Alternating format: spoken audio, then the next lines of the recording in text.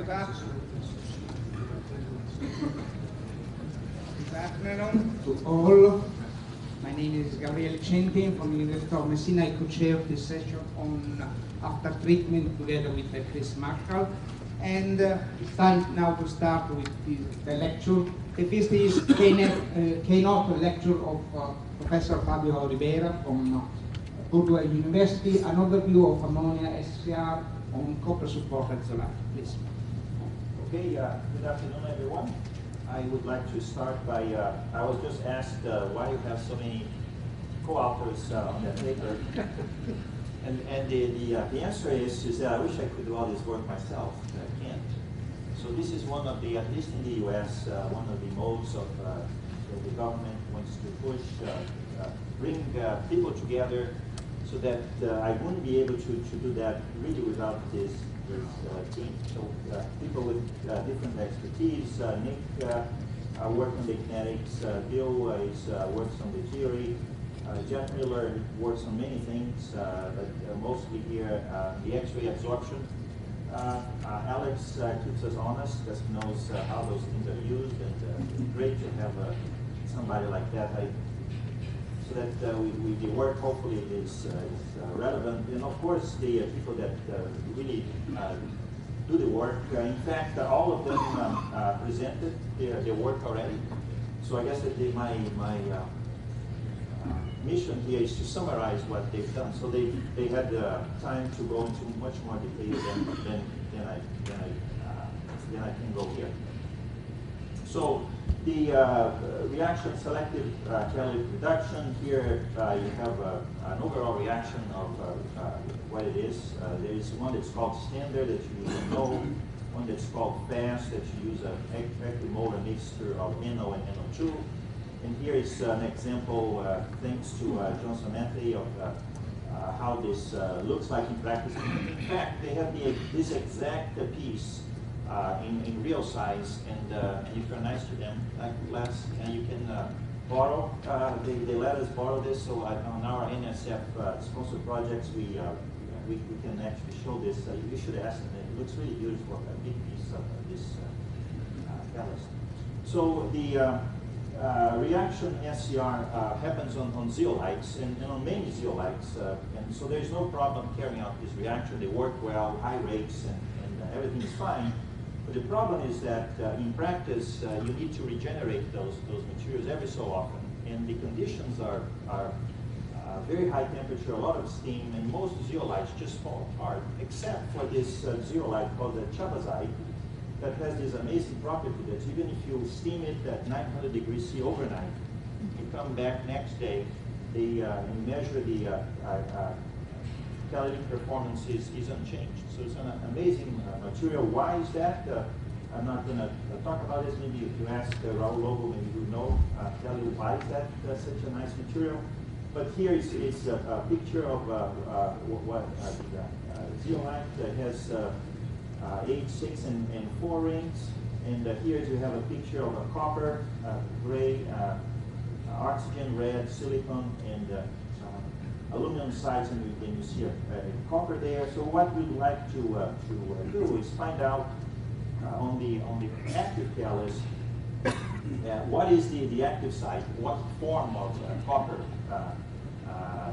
it is, what is this species under reaction conditions, we would like to know, and what's the state of copper. So it's, of course we don't know all the pieces about it, but we know hopefully a few pieces of what's going on this chemistry. So I will start with NO oxidation and SCR kinetics on the chabazite catalyst. So I will start with a discussion with you about NO oxidation. So the objective of the NO oxidation is not as it relates to SCR, but it's just as a characterization tool. So keep this in mind. In fact, when we do this NO oxidation characterization, there's no water. It's just NO, oxygen, NO2. And so we are using that as a probe to identify what copper configurations catalyze this particular reaction. So the samples that we're going to going to use. We prepared those ourselves. We had to. We can't get those commercially. So Raul Lobo again was the one that told us how to prepare those samples and how to characterize them to make sure that we have the correct material. They are most of those are different batches. The small changes you see, and we've done a liquid exchange of copper. Here's the copper weight. Maybe you're more interested on the copper to alumina ratio. So you could get theoretically to a maximum of 0.5 if you go copper 2. So this is, we have a range of catalysts from the pure zeolites to 0.35. So we've done the kinetics on that. I'm not going to show you much on the detailed kinetics. Those were covered in other talks, but for the NO oxidation, we use NO and we make sure that we add the product too, because it inhibits very much the rate, the reactors. If you add NO2, they become differential. And then we measure the apparent activation energy and the apparent orders of for this reaction. I will show you some activation energies and some reaction orders. So here is one example of the dependence of rates with temperature and Arrhenius plot, and from that we can derive apparent activation energy. So so here the first results. What happens if you the series of 7 catalysts that I showed to you? What happens when you change the copper to alumina ratio and measure the NO oxidation rate per total mole of copper? We were surprised to find out that nothing happens with the first samples, and then all of a sudden the rate of oxidation goes up. So we were wondering what's going on here, and in particular if those catalysts here would then be active for SCR.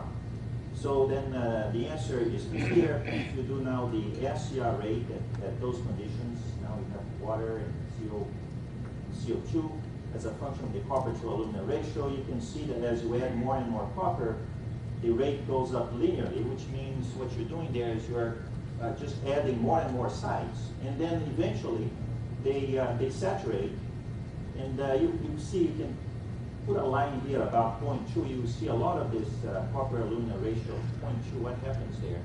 So if you heard the other talks, you know what's going to happen here. Why is that there is this number is around 0.2 is quite important.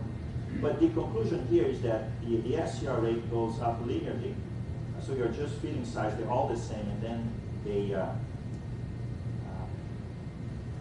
plateau, and the opposite happens with NO oxidation. There is no rate on those samples, and then here, then you start seeing rate going up.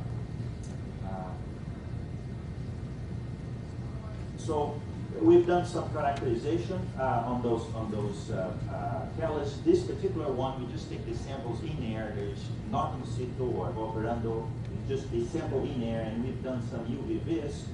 So it turns out that if you have if the copper would be in this hexa-aqua type of configuration, there is a transition, an electronic transition that happens at about 12,500 wave numbers. And then with UV vis, you can find out this transition. So if you take this series of catalysts, this is the transition that I'm talking about. Those are related to complicated type of transitions. We're not using those. We're using this particular one. And so what you see is that as the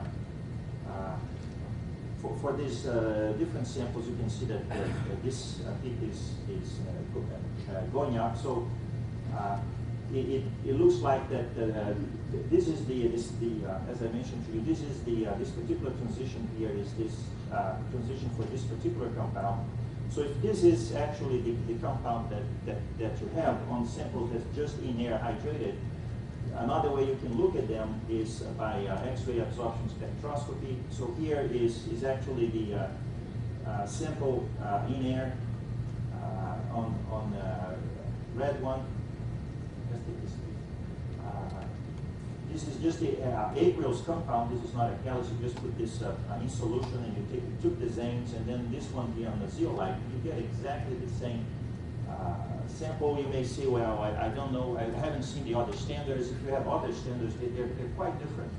So this is really a way of showing that this is this compound is probably in presence, and what's happening there then, if you have your zeolite, if you just leave it in air, it hydrates enough that the copper swims on the zeolite gauges, and it looks like to the copper itself that it is in solution. So it's completely hydrated. This is not under reaction condition. This is in air.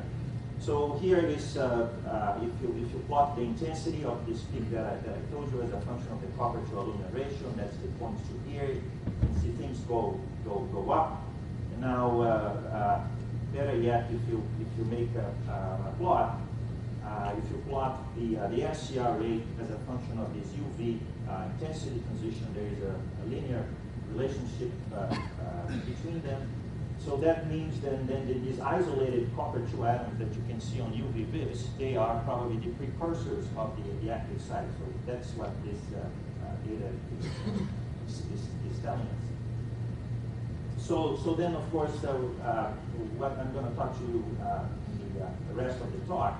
If this is at ambient conditions, what happens when this thing goes to reaction conditions? It turns out that you lose some of those water, then the copper and binds with the zeolite, and you start seeing copper-oxygen silicon type of bonds. And then this is the state under SR conditions. We'll talk about that. So just to remind you, this is the NO oxidation rate in red, and this is what you see on these DD transitions. On the case of, if you're looking at NO oxidation, there's no correlation between one or the other.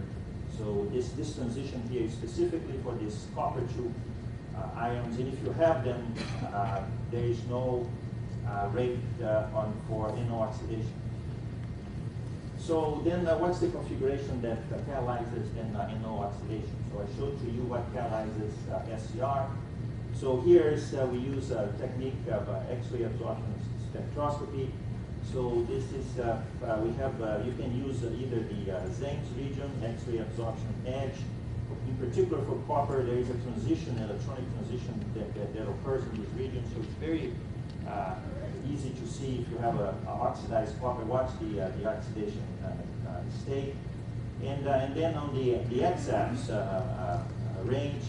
Then if you heard Jeff Miller's talk in the morning, then you can have information about long-range structures. What happens with your copper? So with the combination of this structure, you can look at what's going on the catalyst. So here is again the 7 samples that I showed to you, different copper to aluminum ratio, and then what we are doing here by looking at the shape of the zanes and the standards that we have, which is the isolated copper, and a standard that we have copper oxygen. It's that you have copper oxygen bonds. You can see when you increase the copper oxygen character, then there is a shift from the standards that you can see, and then you can do a linear combination of the zanes, and you can find out how much you have copper isolated or how much copper oxygen bonds you have. So you can see copper, oxygen, copper. You don't know how far that goes, but that you know that copper is not isolated anymore. There's an oxygen bond now. So then if you plot now the NO oxidation rate as a function of this copper that we call copper X or Y, which is those bonds that the x-axis can see, you see that there is a correlation. All the samples that had no NO oxidation would be here, and those are the samples where we saw NO oxidation rate. And again, there is a correlation between what we see with x-axis and the NO oxidation rate. So then, to understand this, then the theory becomes very important. And of course, I'm not going to go into details, but Bill Schneider has been calculating some possibilities of what's going on. What is this copper entity that can do NO oxidation. And so here's some ideas, and you have to see stability. So we think that we can probably form copper dimers. And then there are different types with, of course, different energies. But we can also say, if you try to look at NO oxidation on isolated copper pairs, so you see that this is just the energy of the various intermediates, and versus the one that you have a copper dimer in an 8-member ring cage. So it's probably, at least it's feasible that you have a mechanism where you go this way. The barriers are not that high as opposed to the one that would see copper 2 ions, which is what we see in practice. We don't see that happening. We see those. So just to summarize it to you, what I told you about NO oxidation. So NO oxidation in this case is used as a characterization tool. It's not done under SCR conditions. I cannot measure the rate of NO oxidation under SCR. I don't know if NO goes to NO2, that goes to then some other reaction under SCR. That's not what we measure. We just measure NO oxidation by itself versus standard SCR at similar rates, at similar concentration. So you see that there's a vast difference. So if the mechanism, always saying that if you're trying to study NO oxidation separately, they will not correlate with if there is NO oxidation under SCR, because the rate of SCR is much, much higher. So you can't have a sequential reactor where you do NO oxidation first. At least the mechanism would be quite different. So then the question is, where does this copper to alumina ratio equal to 0.2 comes from? So if the issue here is that when you add the silica to alumina ratio is about 4.5. When you add the aluminum into the zeolite gauge, you think that the aluminum is going to be randomly distributed. So if you want to stabilize copper 2, you need to have 2 aluminums. But if the aluminums are too far apart, you can't stabilize copper. If they are too close, you can't stabilize either. You have to have them at the right distance. So from previous work, it looks like that this distance is about 5.5 angstroms. So then now if you have this constraint, if you know your silica to alumina ratio, if you want to find out what's the probability of finding 2 aluminum-aluminum pairs that are on the same distance, that's the number I would like to see, to find out how much of copper we can exchange with this zeolite. So here's the work of Chris and Hugh Schneider. Here you can see the silica to alumina ratio as a function of the maximum isolated copper to aluminum pairs. So we have about a silica to aluminum ratio of about 4.5. So in this graph you see 5. And then the maximum isolated copper to aluminum would be 0.24.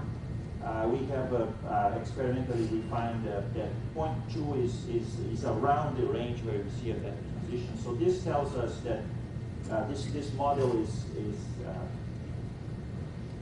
tells us that it's this model is would be a possibility. So then that's where that 0.2 number comes from. So in the first part of this talk, so the NO oxidation does not proceed on isolated copper 2 ions. The isolated copper 2 ions, we think are the active sites for standard SCR. And I mentioned to you the NO oxidation performance. We do that separately, cannot correlate with SCR performance. Those are quite different. We think that the NO oxidation is favored on this copper oxide type of species. We think that probably those are dimers that are inside the zeolite gauges. So first, if you put copper in, you first populate the zeolite with those isolated. When you have enough of them, you start forming dimers, and that's where the NO oxidation comes up. And the number 0.2, I explained to you that those are from the aluminum-aluminum pairing at the right distance. So then the next question is to do now an operando X-ray absorption study on those samples. We want to find out what's the active state of copper under reaction conditions. So I told you that it correlates with the number. I told you the number is copper 2, that's exchanging the zeolites. Those are the sites for SCR. But what is the state under reaction conditions? So to run those experiments, here you can see a picture of the, it's called the insertion device number 10 at the Argonne National Lab. Here we can bring all our equipment on a chart. So here is the IR analyzer, temperature controllers, and here you can see the cell, the X-ray beam passes through the cell at the same time that we are carrying out the reaction. We call it operando not because we want to make it a fancy name, but we want to distinguish this from in situ. So operando means that at the same time that you're measuring the X-ray absorption, the things, you're measuring the rate at the same time. So there's no question that you know that catalyst is doing exactly what you want. You know what the concentrations are. If you are in the differential conditions, you know what the state of the catalyst is. So you can really correlate one with the other, as opposed to an in situ technique. An in situ technique for this reaction, what would mean is that you can press a pellet and put on the reactor and you can flow your gases, but the gases don't really go through the catalyst. So this reaction, it's very fast reaction. It doesn't go to equilibrium. So if you do that, just an in situ experiment with a pellet, you have a very high risk, and probably that's what's going to happen. That close to the catalyst, the concentration is completely different than what your gas phase is.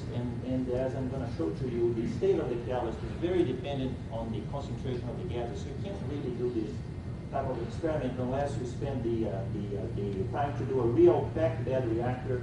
So this is made out of carbon. So the gases go here about half a liter per minute. And as I mentioned to you, you measure the rate at the same time. This is how the reactor looks like closed. Those experiments, you really need an expert like Jeff Miller with you, because to get really good data, an expert is needed. Although the setup is not complicated. In fact, if you go to our previous papers, you can build a cell like this very easily. So here's an example of what happens under operando condition versus in situ. Here's the same catalyst under the same conditions, almost a little bit different, but you can, this little blink that you see there is the oxidation of copper. So if you do the same reaction, same catalyst, but one is in situ versus operando, one is more oxidized than the other. You don't know why. It's the same catalyst. The problem is that what you think that the catalyst is saying is not what the catalyst is. So the way to do this experiment then is to do it high enough flow so that the conversion is small, and so we know exactly what the concentration through the bed of the catalyst is. So then what can we do with this? So here are 3 samples. This is the chavazite structure on a SAPO, ZSM5, and the copper chavazite. So here's the same spectrum. I mentioned to you that there's a transition here that's very characteristic of copper 1.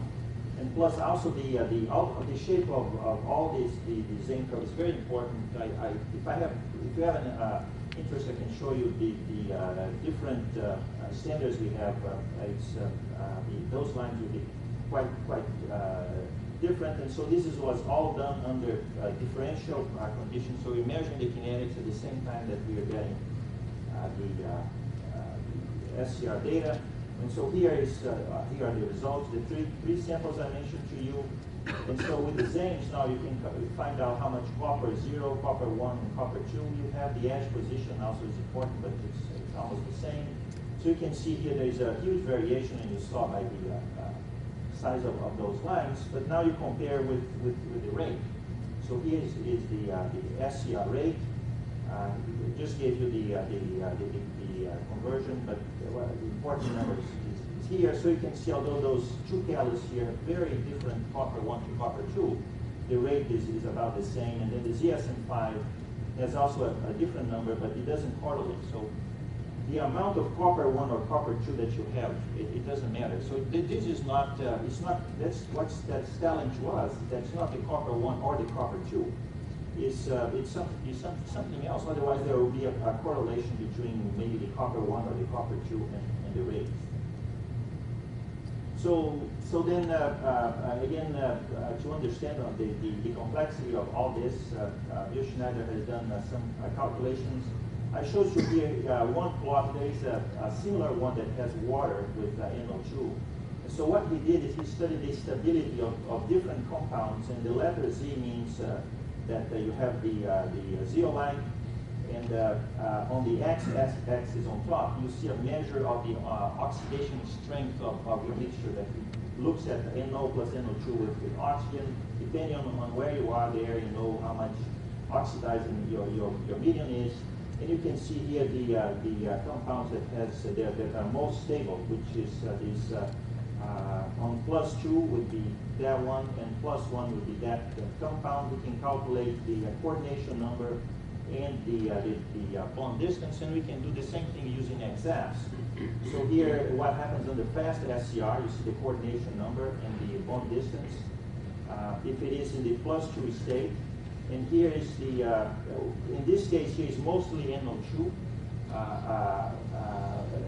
Because there is NO2, the copper is oxidized on the +2 state. On the standard SCR, we know that there is less, so that's, and if it would be completely +1, the coordination number will be 2, so it's a mix. So we measure the average under standard SCR. So you can see by x-axis that under standard SCR, you have mostly, in this particular catalyst, in this particular conditions, a +2 state, but they are very dependent on the reaction conditions. But with this technique, you can tell how much experimentally, and then we are comparing with Bill Schneider on finding out what kind of coordination number and distances you have. And here is some of the this compound here that I told you that is calculated. So, our idea of what's going on is we think that there is a copper 2 site that has this 4 coordination and a copper 1 that has a 2 coordination +1, and there is a redox cycle, that catalytic cycle that goes around between this compound and that compound, and so this cycle goes around. That's why when I showed you 3 different catalysts, the amount that you have under reaction condition depends on the reaction condition, depends on the zeolite.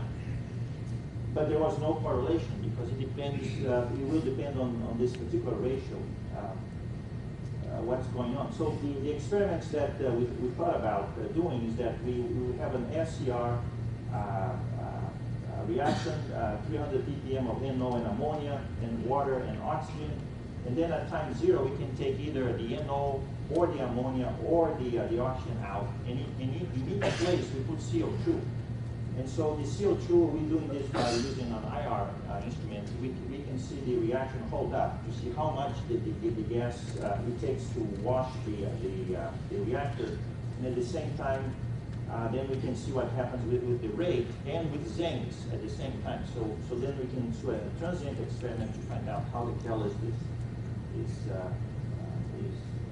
going on. So here's one example of what you do with oxygen cutoff. So there is a delay because until you get into the IR, you can see that the CO2 comes right up, and this is the hold up. The gases are flushed out pretty fast.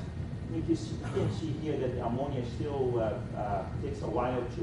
There's still some reaction going on. That means there's still catalytic cycles going on after you take the oxygen out. So then this is done just to show you this is the Zengs part. We measure the Zengs at the same time that we're measuring the reactivity. Probably it's better to see the data in this case. So here is, we took that Zengs that I just showed to you and we deconvoluted that, and what happens with the isolated copper 1, the isolated copper 2, and then the hydrated copper 2. So those are the compounds that make up the Zengs. And so here in this graph, you see the normalized rate of consumption, including the isolated copper 2 to isolated copper 1 as a function of time. So here you can see what happens in the gas phase and what happens with the catalyst.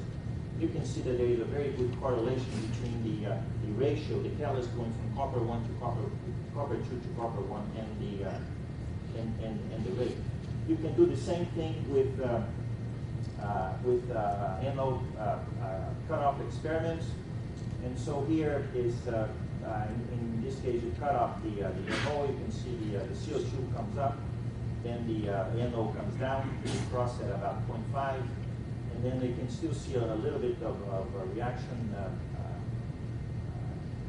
going on, but you see that the reaction ceases very fast. So this is the other side. So we took the oxygen out. Now you're taking the NO side. So this is on the reduction side.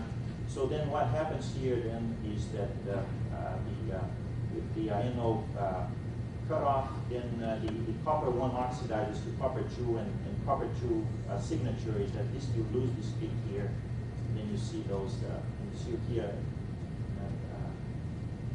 cut out what happens with the catalyst. So again, if you look at what happens as a function of time with all the coppers, so under standard SCI, you have about 70% copper 2 and 30% copper 1. And when you make the switch as a function of time, it very quickly goes into a new state. And if you want to follow this, look at what happens with the reaction. So here you see the tracer, and the NO, the reactivity comes down very, very fast. And then this is what happens with the oxidations, the ratio of copper 1 to copper 2. So then with the cutoff experiments, we can isolate the reduction portion of this reaction. Of course, we see a large increase in isolated copper 1, and that follows what you see with the reactivity. If we cut off the NO, then we isolate the oxidized portion, and then the catalyst gets fully oxidized to copper 2. And so, and also you saw on the transient response that there is a correspondence between the ratio of copper 1 to copper 2 and what the reaction will do. I didn't show that to you, but those experiments are reversible. So if you bring back the O2 or the NO, then the catalyst returns to this ratio of mixed oxidation state under reaction condition. So then the question is, what would be the state of the copper under reaction condition? So that's a question that the x-axis is not going to tell you exactly what those are. I showed to you that if the catalyst, before it goes into the reaction media, the copper is swinging everywhere. So it looks like this hexa copper compound, but under reaction conditions, those bonds break and you start forming bonds with the catalyst. Bill Schneider, from his calculations, I showed to you that this is what he thinks will be the most stable, at least copper 2 and copper 1. But of course, this is a function of reaction conditions, and also we calculated for SSD 13. So in conclusions, I showed to you that NO oxidation alone is not a good metric. It's very good way of characterizing the catalyst. You can find out how many types of dimers you have. The standard SCR itself you can use to find out how many copper 2+ you have isolated. So and we know, I think we have, we think that the reaction goes on copper dimers for NO oxidation. And for SSD13, the SSD13 is the active sites, and there is the active site is it's a redox site. So with that, I would like to thank you, some of our students and funding sources, some funding from governments and Department of Energy, and thank you for your attention. I'll be happy to answer.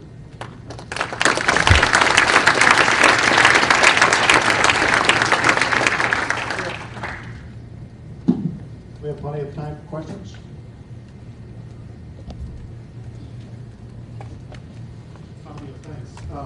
Chuck Dean again. I have really more of a comment than a question, and that is I completely agree that in general operando experiments are going to be better than in situ ones. But you have an additional problem with this system, and that is that, at least in our opinion, and we recently published on this, even under low conversions, the rates are limited. They're affected by mass transport, internal mass transport within the zeolite, because the zeolite pores are so small. And so if you make a rate measurement, the turnover frequency is what you want. The turnover frequency is really meaningless if you're not accessing different portions of within the zeolite. Oh, absolutely. And so if you, for example, if you try to say that, and you have an additional problem with, if you're trying to say a spectroscopic measurement of the copper and trying to correlate that with reactivity, because say it's a ratio of copper 1 to copper 2, for example, and you don't access much into the zeolite, yet you have a bunch of copper there. You've got this bath of copper 2 that's never even seen in the reactor.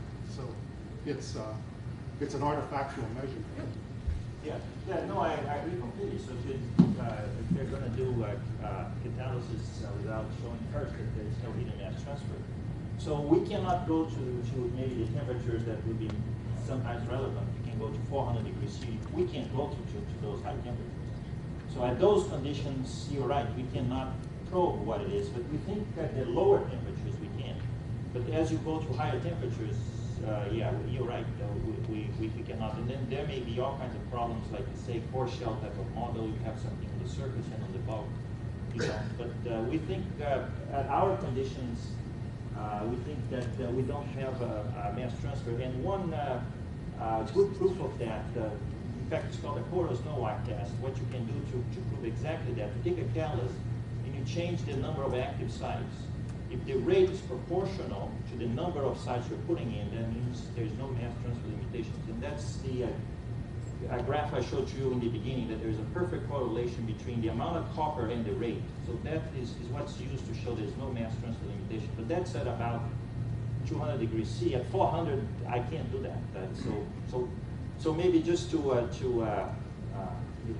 not sure if you agree, but what we think is going on is that at our conditions, I don't think we have mass transfer, but at higher temperatures, I think yeah, people get into trouble.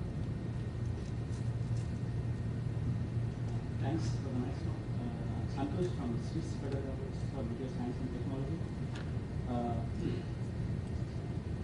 I have been attending all these talks, copper sometimes. Maybe I'm wrong, but I have been seeing that only isolated and dimers are the species which are formed in the zeolite. But we have also seen a talk from Alex group where they have seen after hydrothermal aging, they saw the increase in the total acid. Did you see any, besides these two species, did you see any other copper species, like nanocopper forms? If you have seen, what is the role of those species in the activity? This would be one doubt. I thought you would be the right person to answer. The second one would be the why chalcocite is so hydrothermally stable, because zeolites, all of them are aluminosilicate or silicate. What makes the chalcocite so special? Oh, that one I answered already. I said ask Carolo. So for the second one, I don't know why makes them so stable. It is amazing, but I don't know. For the first one, so what we are doing is our work is more academic, right? So we add certain amounts of copper in a very deliberate fashion, so we don't overload. So for example, we probably well, I told you the theoretical limit here is about 0.2, and then after that, there are at least no more sites to put the copper. Then after that, the copper, if he wants to be there, it has to be in a different form, and we think it goes into diamond. And if you keep on loading copper, I think you'll go from diamonds to something else. So eventually, if you put enough copper, they will go outside of the, even outside of the cage, and you have clusters there, and they'll do probably different types of chemistry, probably oxidation of ammonia and so on. But so in our case, we've seen only those 3 species because of the loading. We keep the loading relatively low. So that's what we see.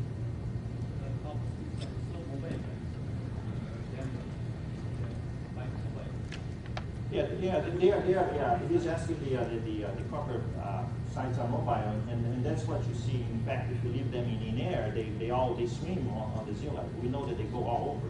But under reaction conditions, then they grab those aluminum sites and they stay there. If you are below in this particular silica to aluminum ratio of 0.2, I think that they are quite stable.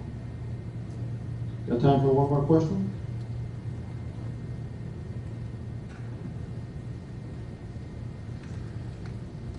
So what happens to the annual oxidation if you add water to the react temperature?